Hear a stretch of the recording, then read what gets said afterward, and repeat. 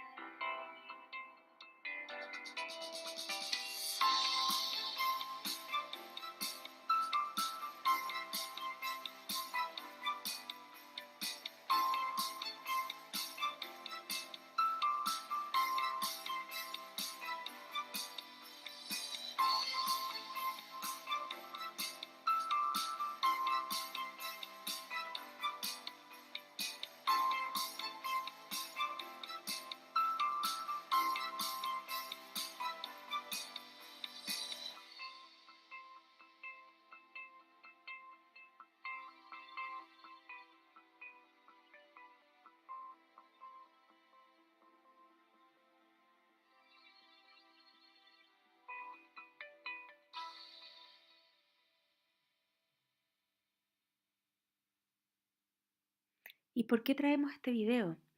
¿Cuántos cambios aquí se muestran? Miren este ejemplo. Si yo tuviese un billete de 20.000 pesos y les ofrezco cambiarlo por uno de menor valor, y alguien de ustedes me dice yo tengo uno de 5.000 y me lo cambia. Es probable, si yo pregunto si me lo quiere cambiar, me van a decir que sí y me lo cambia. ¿Qué pasa si yo después digo te lo vuelvo a cambiar? Dame el que yo te di inicialmente y te paso yo el que tú me pasaste. Es probable que ahí me digan no, ya lo cambiamos. ¿Qué queda en evidencia ahí? Lo que queda en evidencia es que el hombre no le teme tanto el cambio, sino a la sensación de pérdida que están adheridas a ese cambio. ¿Cuántos cambios nos proponía el video? ¿Y qué tenemos que cambiar? ¿O por qué tenemos que cambiar también?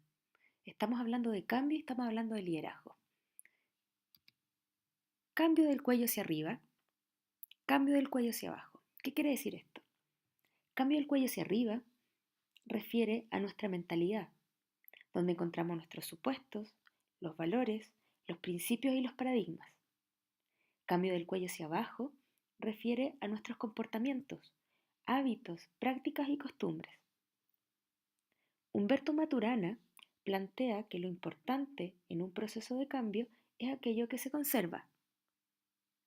Hablamos de un cambio conservador y progresivo. Conservador significa hacer el cambio más chico posible. Es aprender a diferenciar entre lo esencial y lo prescindible, innovando para que el sistema social pueda llevar al futuro lo mejor de su pasado, conservando lo mejor de sus tradiciones, identidad e historia. Por otro lado, el cambio es progresivo porque implica un proceso de aprendizaje social que conduce a la mejora de la situación de un grupo, una familia, una comunidad, una organización, un país, el mundo. Por eso decimos que frente a un problema buscamos hacer el cambio más chico y que genere mayor impacto o progreso. Y es a eso, a lo que los queremos invitar, a generar cambios. Y esos cambios no son grandes cambios necesariamente.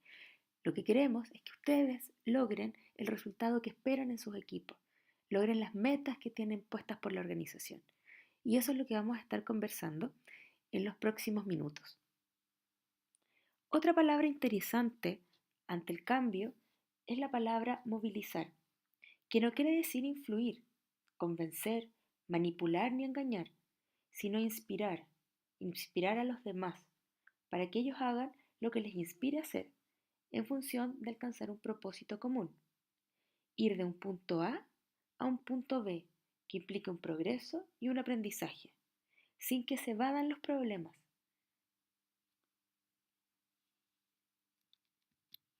Les quiero mostrar otro video que nos deja en evidencia qué nos impide cambiar. Broder Ansgar? Ja, det er jeg. Ja, så bra. Ok. Ja, hei du. Hei du. Ja. Ja, hva gjelder det? Ja, det er denne her. Ja, vil du sitte? Takk. Ja. Jaha. Ja, så jeg har ikke fått gjort noen ting hele formiddagen. Okay, nei, jeg beklager at det tar tid. Altså, skjønner du, holder på å legge om til et helt nytt system, og da skal alle ha hjelp på en gang. Ja. Så du kommer ikke inn i den, eller? Nei, den bare ligger der. Okay, har du forsøkt å åpne den? Ja, åpne den, altså hvis det hadde vært så enkelt, så hadde jeg jo ikke tilkalt helpdesk, hadde jeg vel? Nei. Vil du ha en kopp og en vann? Nei, det skal være fort gjort. Det skal vi se. Du bare gjør der. Sånn. Ja, da er vi i gang. Ja, altså så langt kom jeg også. Ok. Men så stoppet det opp, og så var jeg redd for at noe av teksten skulle forsvinne, så jeg turte ikke å gå videre. Ja, ok. Nei, men du skjønner at inni her, så ligger det kanskje flere 100 sider med lagret tekst. Så for å komme videre, så tar du tak i et ark på den måten her, og så liksom blar du over på neste side sånn. Da fortsetter teksten der. Jeg blar, altså. Du blar, ja. Men når jeg skal tilbake, da? Ja, da bare blar du tilbake igjen. Tar tak der. Og så, sånn. Der. Så er du tilbake til den teksten du hadde sånn. Ikke noe... Ok, så den slutter der, og så fortsetter den der, ja. Ok, men når jeg skal avslutte for dagen, hva gjør jeg da? Da bare slår du sammen permene. Ja? På den måten der. Sånn. Da er lukket der, ligger alt lagret inni der. Altså, jeg risikerer ikke å miste noe av teksten her nå. Nei, alt ligger lagret inni her nå. Ja. I tilfelle du setter fyr på hele greia, det er kanskje lite sannsynlig. Så. Ja, ok. Nei, men for det er noe med det at liksom, når du har holdt på med skriftruller, så tar det litt tid å konvertere til å bla i en bøk. Ja. Ja, det er jo noe til. Ja, men du, en til før du går. Jeg bare gå gjennom en gang til. Altså, jeg åpner sånn, og så, hva du kalte det? Blar. Jeg blar. Ja, blar videre. Blar frem og tilbake. Ja, og ligger der hele tiden. Ja. Og når jeg er ferdig, så bare lukker jeg den. Oi. Flott. Fint det. Kjempefint. Ja, flott det. Ja, men du, vent, ikke sant? Nå er det sånn igjen, nå får jeg ikke åpnet den. Nå får jeg ikke åpnet den. Ja, du har fra feil side.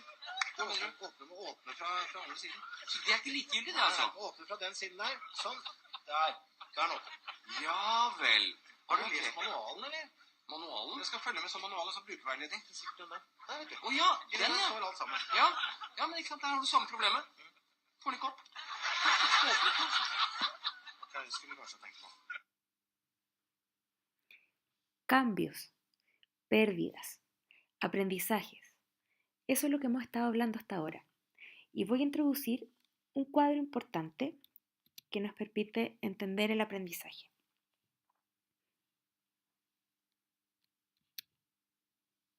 Este cuadro se llama el cuadrante del saber. Aquí tenemos dos ejes.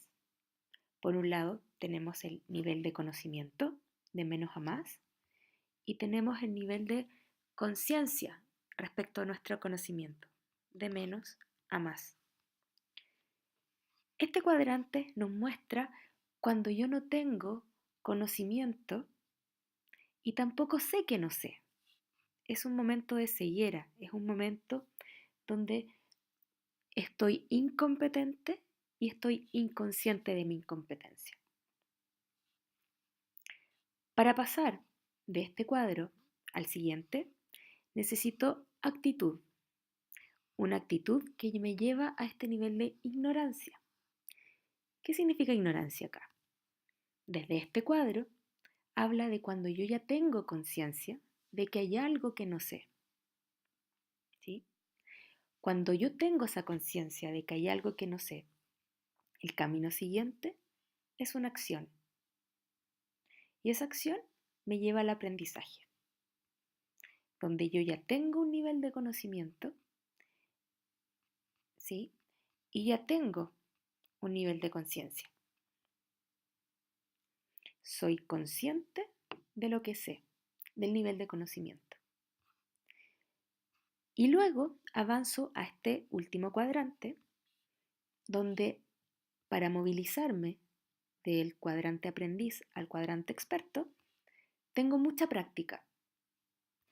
Y en este cuadrante yo sé que sé, pero ya lo hago de manera inconsciente. Me transformo en un experto. Esto se ve mucho en el deporte o se ve mucho en las acciones básicas que realizamos. Nosotros respiramos, sabemos que respiramos, pero no nos damos cuenta que respiramos, ¿sí? Y de esta forma es como vamos aprendiendo.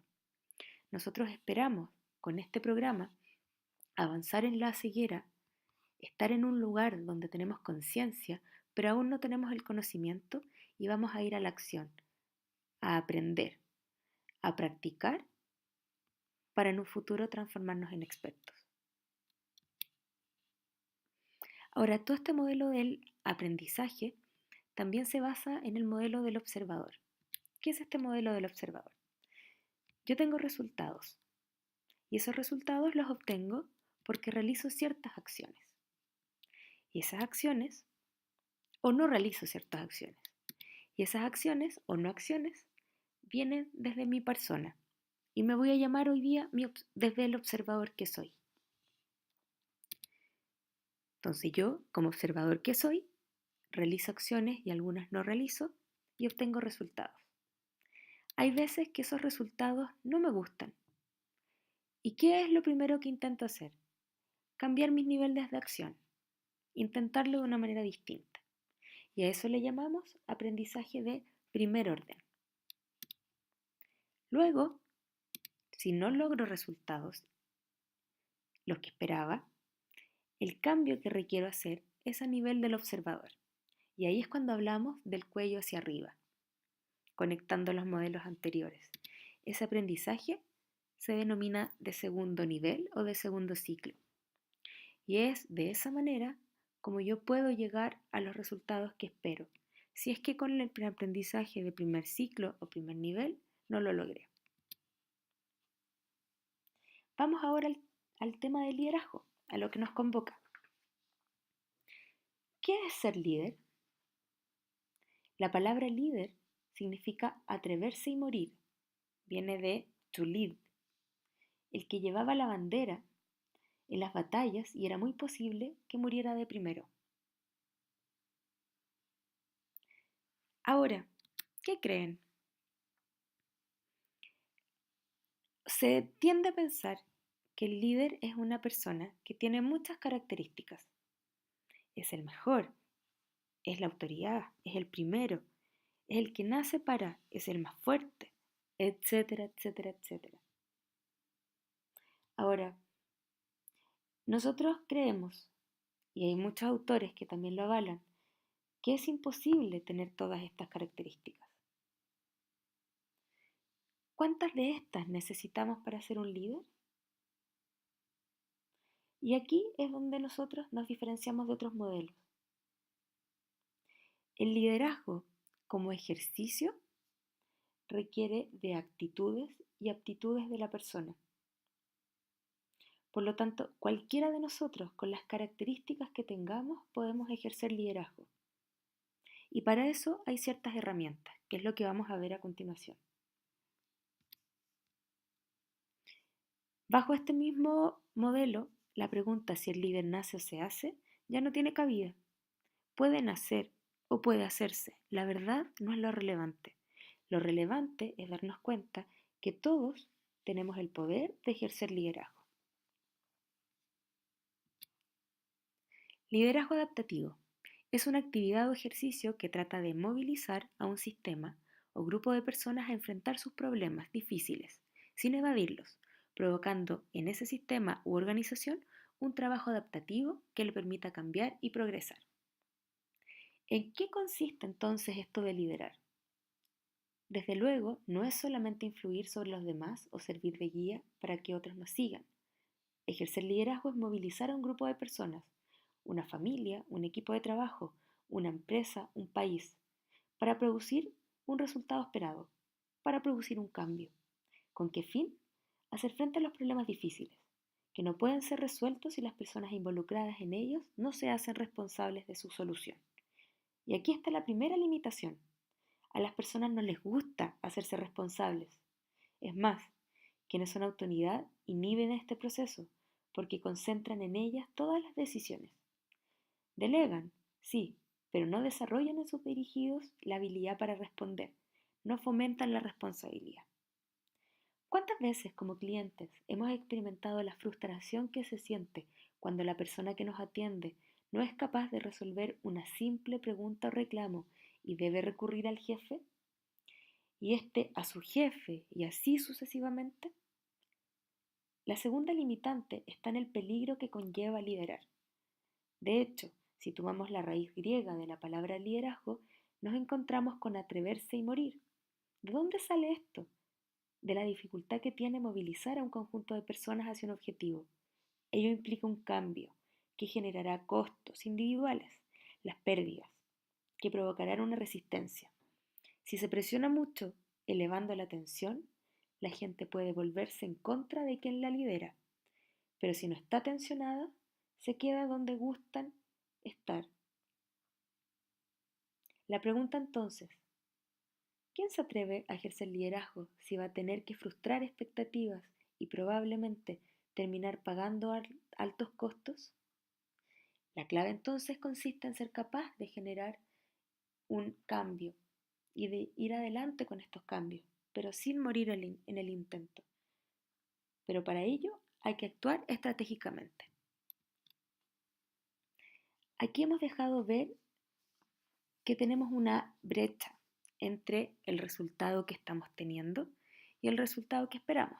Por eso queremos un cambio. Y a esto le vamos a llamar problema. ¿Qué sería un problema? Una brecha entre la expectativa y la realidad. Y vamos a identificar dos tipos de problemas. Los problemas técnicos, donde la solución ya existe, y los problemas adaptativos, donde la solución exige aprendizaje.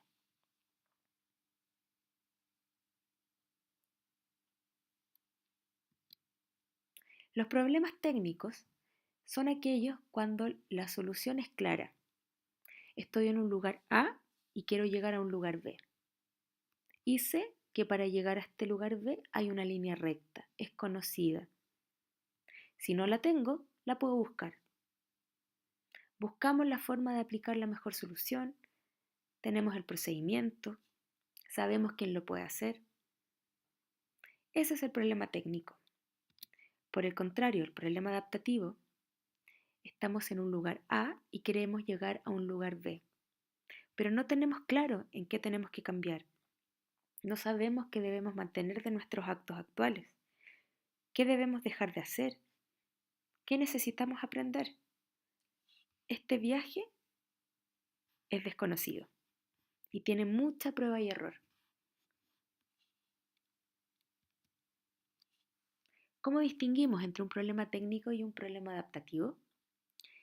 En general, los problemas pueden ser técnicos, técnicos adaptativos o adaptativos. Ahora, siempre que hay un problema técnico, la definición del problema es clara. Por ejemplo, si estás viendo un video en el celular y se cae y se rompe la pantalla, lo llevas al servicio técnico y la cambian. Ese es un problema técnico. ¿Sí? Ahora, la solución era clara. ¿Y quién era responsable? Una autoridad para nosotros técnica, en este caso el servicio técnico del celular. Ahora, si a mí me piden que haga un taller de liderazgo para un equipo, es probable que en ese caso tenga desafío técnico y adaptativo. ¿Por qué? Porque tengo que aprender a manejar el equipo. Tengo que aprender a ganar autoridad en ese equipo. Y tengo que tener los componentes técnicos para poder hablar del tema al cual se me invita.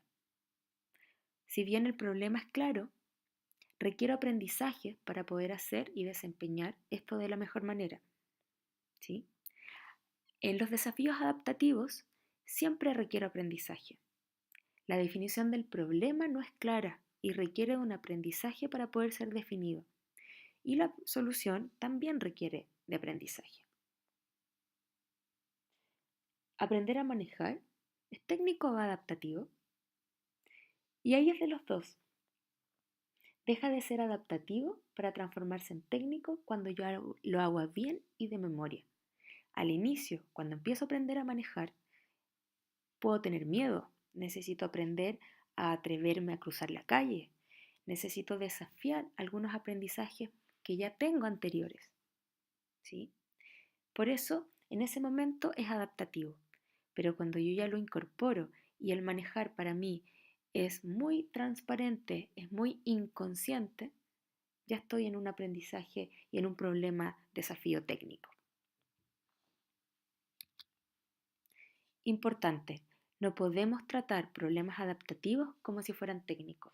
Y esa es una de las grandes fallas que en general cometemos en el ejercicio del liderazgo. Hemos estado hablando de problemas técnicos o problemas adaptativos. Y cada vez que se genera un problema, se genera tensión. Cuando conozco la solución, lo resuelvo rápidamente. Ese era un problema técnico. Y mi nivel de tensión baja rápidamente.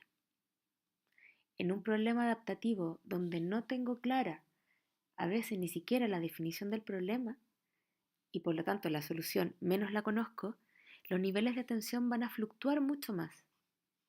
¿Sí? Como se muestra en el gráfico con la línea roja. Ahora, es importante mostrar que existe una banda o una zona productiva de desequilibrio. El desequilibrio lo vamos a entender como cuando aumenta tensión, cuando fluctúa el nivel de tensión en algún sistema. Existe una zona de tensión productiva o de desequilibrio productivo. Y esa zona es la que permite aprender. Todo cambio requiere de un aprendizaje y para poder movilizarnos a un aprendizaje necesitamos cierto nivel de tensión. Y eso es lo importante de este gráfico, que es entender que para poder aprender y cambiar y movilizarnos necesitamos un nivel de tensión. Sí, tenemos que estar alerta a que ese nivel de tensión nos sobrepase el límite de tolerancia, no esté en el área superior, porque acá es donde nos vamos a las parálisis, donde nos vamos a los pánicos, donde nos quedamos en un lugar donde no reaccionamos. Y bajo el nivel de tolerancia, en esta zona, normalmente tampoco nos movilizamos, pero porque nos vamos a una evasión. No nos importa, no nos tensa lo suficiente, estamos en una zona de confort, en una zona muy cómoda. Y por lo tanto puede ser que no estemos frente a un desafío. Cada vez que tenemos un desafío, necesitamos estar en esta zona de productiva de desequilibrio. Ahora, hemos hablado de liderazgo, de cambio, y vamos a incorporar el elemento de la autoridad. ¿Qué es la autoridad? es el poder que se le confiere a una persona o a un grupo a cambio de ciertos servicios que mencionaremos más adelante. El sistema le entrega influencia sobre sí a la autoridad. Entendamos al sistema como el grupo. Le entrega influencia o poder a la autoridad. ¿A cambio de qué? De ciertos servicios. ¿Cuáles son esos servicios que se le exigen a la autoridad? Dirección. Enmarca el problema y provee soluciones. Da respuestas, nos guía. Protección. Nos protege de amenazas externas, nos cuida. Y el servicio de orden. Orienta a las personas de acuerdo a su rol, frente a un conflicto restaura el orden y mantiene las normas y hace que se cumplan. Por ejemplo, en una universidad, los profesores son autoridad y esperamos que sepan dar respuesta a los temas del programa o de las clases, que organicen sus clases y que muestren hacia dónde va el sentido del módulo en la carrera y en nuestras vidas. Protección. Nos protege de amenazas externas. Nos cuida ante peligros o situaciones inesperadas. Si estamos en el trabajo y entra el jefe de recursos humanos para informarle a alguien de mi equipo que está desvinculado, yo como jefe le diría que no lo haga y que yo tengo que hacerlo porque yo puedo cuidar a mi miembro del equipo. Si estamos en clase y entra un profesor de otro ramo y quiere hacer una prueba, los alumnos tendrían la expectativa que el profesor de cabecera le diga a ese otro profesor que no lo puede hacer. Esa sería una amenaza externa a la cual nos está protegiendo ese profesor. Y el orden orienta a las personas de acuerdo a su rol, mantiene las normas y hace que se cumplan, y frente al conflicto restaura el orden. Por ejemplo, da la palabra en una reunión. Por ejemplo, decir a qué hora haremos ciertas cosas. ¿Sí? Y eso es lo que esperamos de la autoridad. Ahora, autoridad ejerciendo liderazgo o no ejerciendo liderazgo es lo que vamos a conversar. Autoridad lo señalamos al poder. Y ya dijimos que el ejercicio del liderazgo lo puede hacer cualquier persona, tenga o no tenga el poder dentro de un equipo o una organización. Cuando no estamos ejerciendo liderazgo, esperamos que la dirección la provea la autoridad, la protección la haga la autoridad y que el orden lo oriente, lo restaure y lo mantenga. Por lo tanto, estamos hablando de problemas que tienen que ver con temas técnicos. Y la autoridad, ¿qué hace? Genera dependencia. Si está la autoridad, sabemos qué hacer. Si no está la autoridad, no sabemos qué hacer. En lo que estamos viendo ahora, que es esto de ejercer liderazgo, las funciones de la autoridad las vemos de otra manera.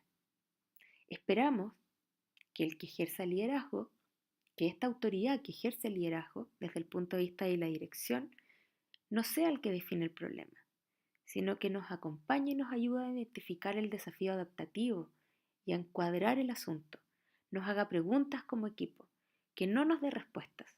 Eso esperamos del líder que ejerce liderazgo.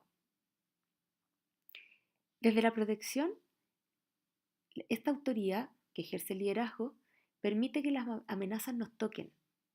No nos cuida tanto como nos cuida la autoridad que no ejerce liderazgo, sino que nos deja sentir para que también nos hagamos responsables. Y desde el orden, desorienta los roles, se resiste a orientar a la gente en sus nuevos roles demasiado rápido, los deja que actúen, que se den cuenta, que asuman su poder y su rol. En el conflicto los expone y permite que emerja el conflicto, se atreve. En las normas las desafía y permite que sean desafiadas por otros. Y aquí aparece también el cuadro de la atención. Todo esto dentro de los rangos productivos de la atención o del desequilibrio. Por lo tanto, en esta línea nos estamos refiriendo a problemas adaptativos. Genera responsabilidad y aprendizaje en el sistema. Ahora, hay dos tipos de autoridad. Está la autoridad formal y la autoridad informal. La autoridad formal es la que alguien nos expresa, es alguien que nos designa un cierto rol con cierta formalidad. ¿Y la tenemos o no la tenemos? Por ejemplo, el presidente de la República tiene una autoridad formal. Fue otorgada por la ciudadanía y la tiene o no la tiene. No es que a veces lo pueda ejercer y a veces no. Mientras sea presidente, es presidente. Y es la autoridad formal. Sin embargo, la autoridad informal se gana a través de tres elementos. A través del ser, del hacer y del tener. Cuando hablamos del ser, quiere decir de los valores, la visión compartida, eso que es esa persona. Cuando hablamos del hacer, tiene que ver con sus actos, con sus competencias, lo que sabe hacer. Y cuando hablamos de tener, hablamos de los recursos, del poder, de la influencia, los contactos, los recursos, el tiempo, por ejemplo, el dinero. El elemento más importante es el ser. Y aquí está la importancia de compartir valores y el modo en cómo vemos el mundo. La autoridad formal descansa sobre la autoridad informal. Esto quiere decir que si comienzas a perder tu autoridad informal, la cual pudo haber servido para que te otorgaran la autoridad formal, entonces esta última podrías perderla, la formal. Ejemplo, si el presidente fue electo por sus competencias y porque tenía recursos, si no empieza a prestar sus servicios básicos, la mayoría ya no va a volver a votar por este mismo presidente en las próximas elecciones. Y ahí es donde su autoridad informal se vio afectada. Ojo, que de ambos tipos de autoridad, de la formal o de la informal, se esperan los servicios básicos, la dirección, la protección y el orden. Nosotros esperamos de un amigo que nos oriente en un momento dado, que nos aconseje y que nos defienda a la hora de necesitarlo. La autoridad informal se gana y se pierde en tiempo real.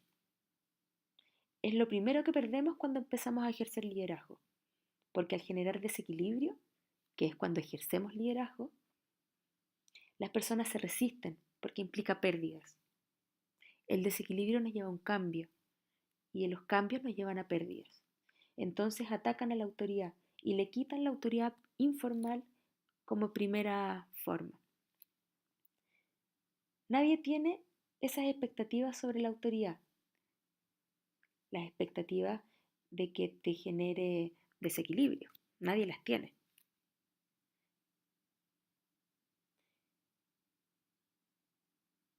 Yo le di la autoridad a esta persona para que me protegiera, para que me ordenara, no para que compartiera los problemas conmigo, no para que me devuelva el trabajo y me haga pensar, me haga definir a mí la solución. Esa es la forma tradicional que tenemos. En esta forma estamos hablando de un liderazgo donde nosotros no nos vamos a hacer cargo porque queremos transformarnos en agentes de cambio y queremos que nuestro sistema, nuestro equipo, aprenda nuevas formas y se haga responsable de lo que hace. ¿Cómo ejercer el liderazgo? Con todo lo que hemos hablado, ya nos vamos al momento del ejercicio propiamente tal.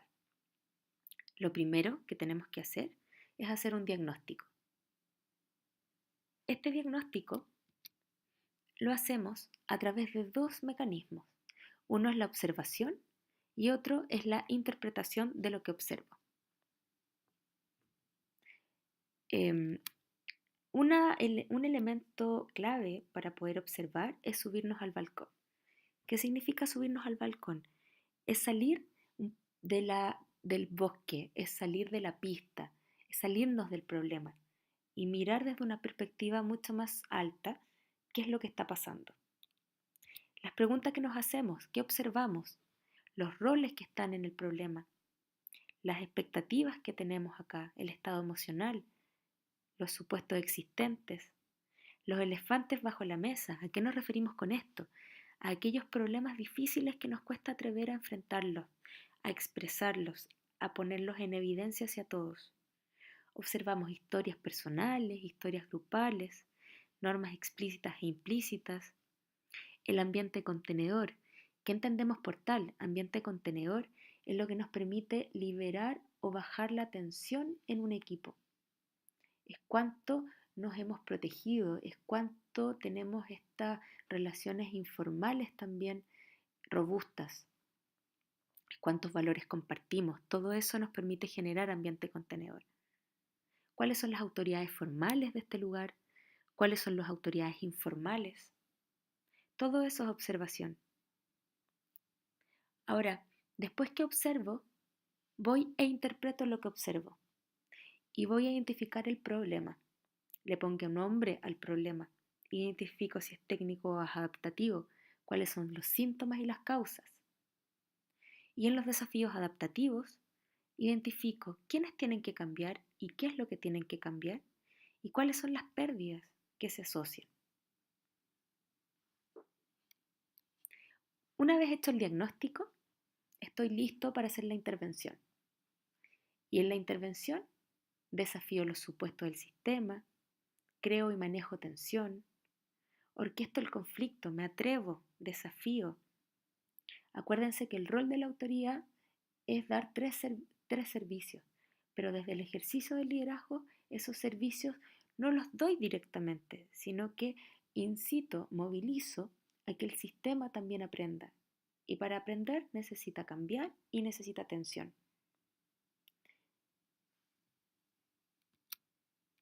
Subirnos al balcón es lo más importante en esta etapa de diagnóstico. ¿Cómo observo?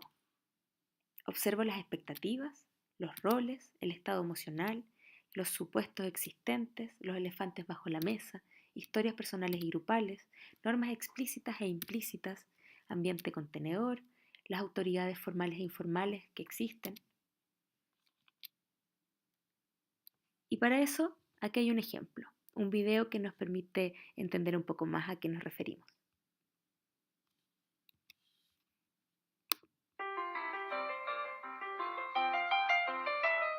Clearly, somebody in this room murdered Lord Smythe, who, at precisely 3:34 this afternoon, was brutally bludgeoned to death with a blunt instrument. I want each of you to tell me your whereabouts at precisely the time that this dastardly deed took place. I was polishing the brass in the master bedroom. I was buttering his lordship's scones below stairs, sir. I was planting my petunias in the potting shed. Constable, arrest Lady Smythe. But how did you know? Madam, as any horticulturist will tell you, one does not plant petunias until May is out. Take her away. Sorry, madam. It's just a matter of observation.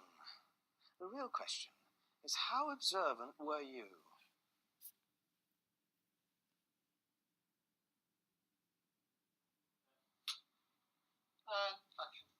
Clearly, somebody in this room murdered Lord Smythe, who, at precisely 3:34 this afternoon, was brutally bludgeoned to death with a blunt instrument. I want each of you to tell me your whereabouts at precisely the time that this dastardly deed took place. I was polishing the brass in the master bedroom. I was buttering his lordship's scones below stairs, sir. I was planting my petunias in the potting shed. Constable, arrest Lady Smythe.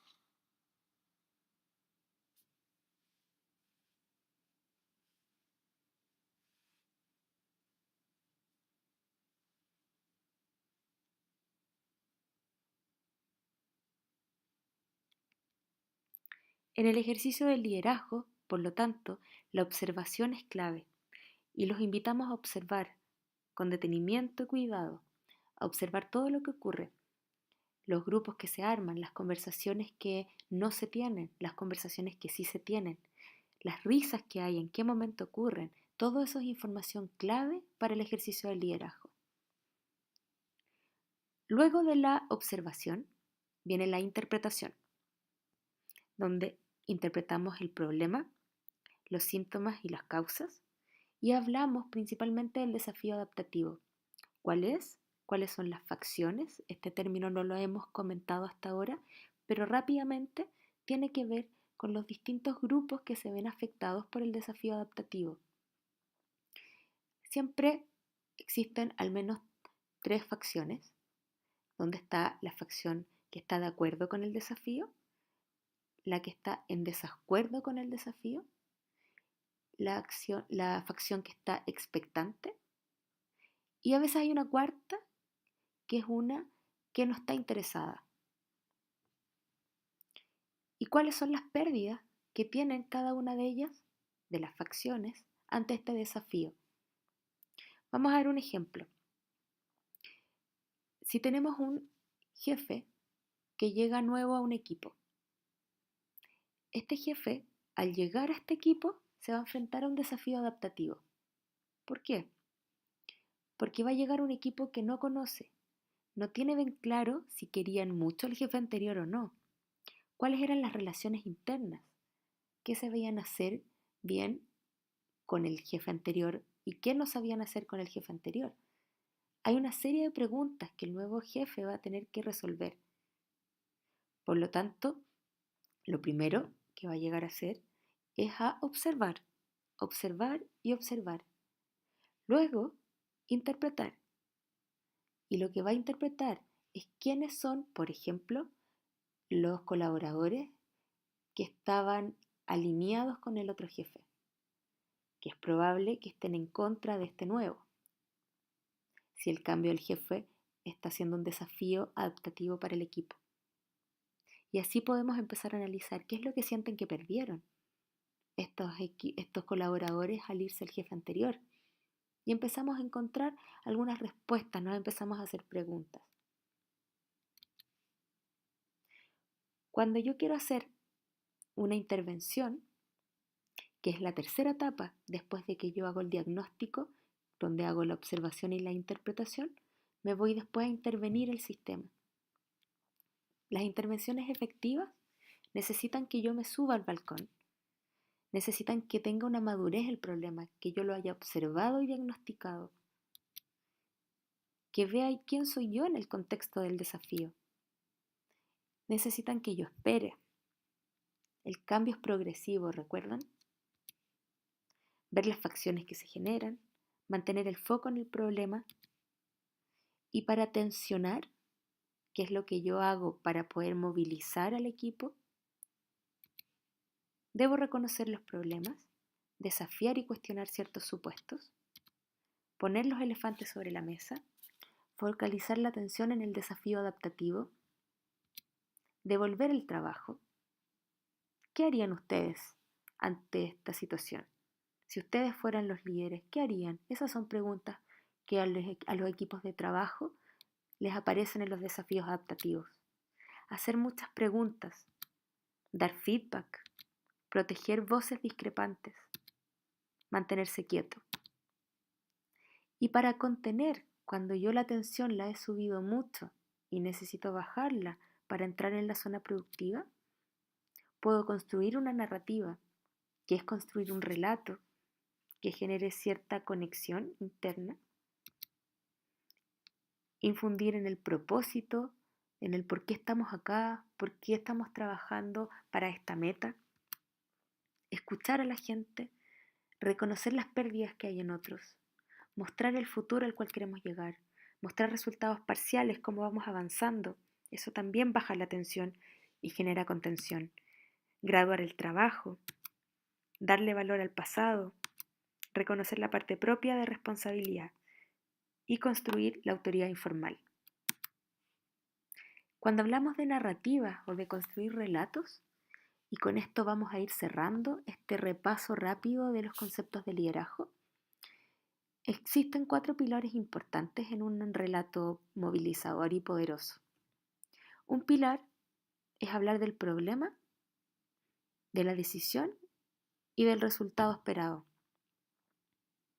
Otro pilar importante es que yo aparezca en el relato, que aparezcamos nosotros en el relato, los involucrados, y que tenga un sentido de urgencia.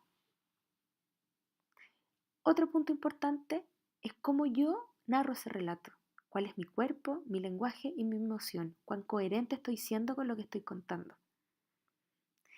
Y luego, por último lugar, la conexión, las palabras que uso y los silencios que pongo en mi relato. Con estos 4 elementos podemos construir relatos y narrativas movilizadoras en los equipos. Estos han sido varios aspectos y varios contenidos y distinciones del liderazgo que estamos aquí entregando a modo de nivelación. Esto va a generar muchas dudas, estamos seguros, pero nos importa que estas palabras queden dando vuelta en la memoria y las retomaremos en nuestros talleres presenciales.